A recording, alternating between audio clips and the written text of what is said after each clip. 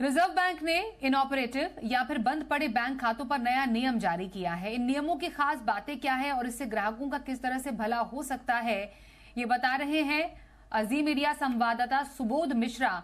सुबोध, जानना चाहेंगे इनऑपरेटिव जो अकाउंट्स होते हैं इस पर एक नया नियम आरबीआई ने जारी किया है, क्या है उसकी अहम बातें?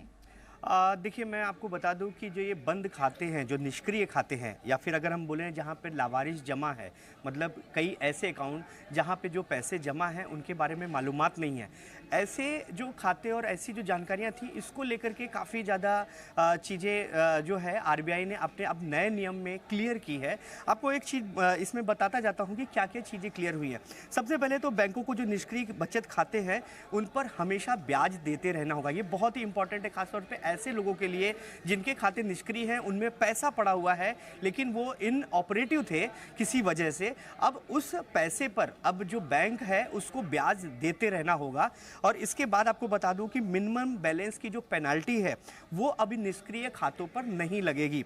वहीं दूसरी तरफ अगर सरकारी स्कीम वाले खाते हैं और वो जीरो बैलेंस है वो निष्क्रिय नहीं रहेंगे, उनको निष्क्रिय नहीं माना जाएगा अगर जीरो बैलेंस है।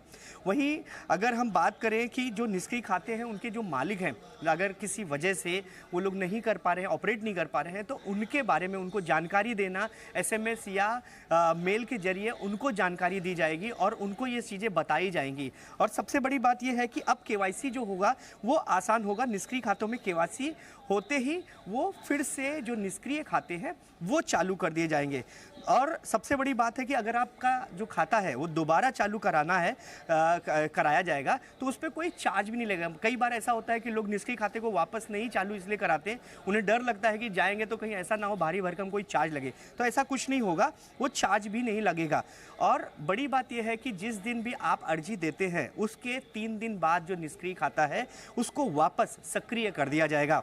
वहीं जो अलर्ट जो है जो ट्रांजैक्शन है जो नहीं किया है खाते में निष्क्रिय होता है उसको भी अलर्ट जाएगा।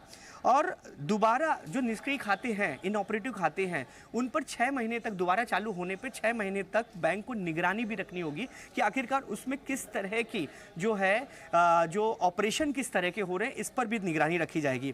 सबसे बड़ी बात जो लावारिस जमा है उसको लेकर के जो आरबीआई ने बताया है कि जो बैंक है लावारिस जमा खोजने की व्यवस्था वेबसाइट पर डालेंगे। जो भी लावारिस जमा है उसको जो है खोजा जाएगा कि किसका है, क्या है, उस चीज़ को वेबसाइट पे डाला जाएगा, ना कि अंदरूनी तरह के रखा जाएगा। निष्क्रिय बचत खातों से बैंक रकम निकासी नहीं कर सकेंगे। वहीं जो क्योंकि कई बार होता था कि निष्क्रिय खातों में जमा जो है उसको बैंक अपने आप से निकाल लेती थी, अब वो निकासी नहीं कर सकेंगे। और निष्क्रिय खाते लावारिस जमा की जानकारी सुरक्षित रखी जाएगी, इसका भी आश्वासन बैंक अब देगी। जी।